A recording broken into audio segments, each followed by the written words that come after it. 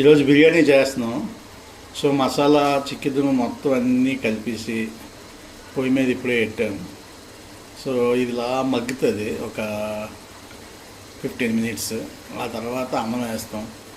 So present ఈ ప్రాసెస్లో ఉంది. ఇది ఇప్పుడు ఈ బిర్యానీ బాగా ఉడికింది, మాంసం మంచి టేస్టీగా తయారైంది. ఇంకో 15 మినిట్స్ మూత పెట్టి మగ్గిస్తాను, అద్భుతంగా తయారవుతుంది. ఇంకో పక్కే ఉంచి బిర్యానీ రైస్ అన్ని మసాలా ఐటమ్స్ అన్నీ కలిపేసి ఒక పక్క రైస్ మగ్గబెడుతున్నాం. ఇదేమంచి ఇంకో కొద్దిసేపులో ఇది కూడా రెడీ అవుతుంది. ఈ బాస్మతి రైస్ అంతా రెడీ చేసి పెట్టుకున్నాం.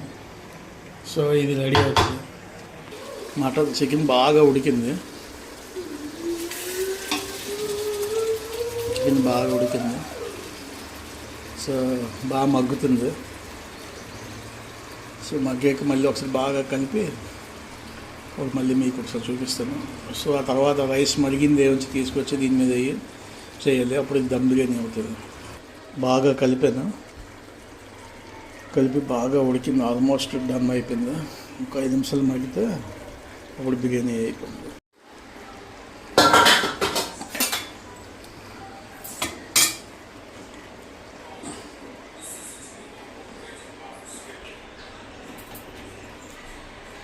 ఇప్పుడు బిర్యానీ మీద ఆనియన్, ఫ్రైడ్ ఆనియన్ అండ్ పుదీనాన్ని వేస్తాం.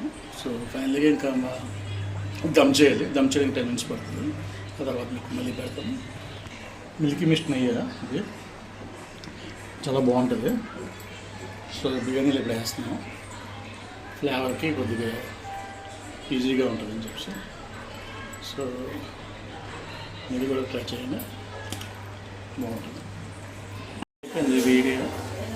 బిర్యానీ అయిపోయింది. జస్ట్ ఇంకా దమ్ చెక్ చేస్తున్నాం.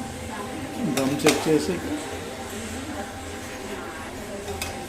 ఇంకా తిండమే.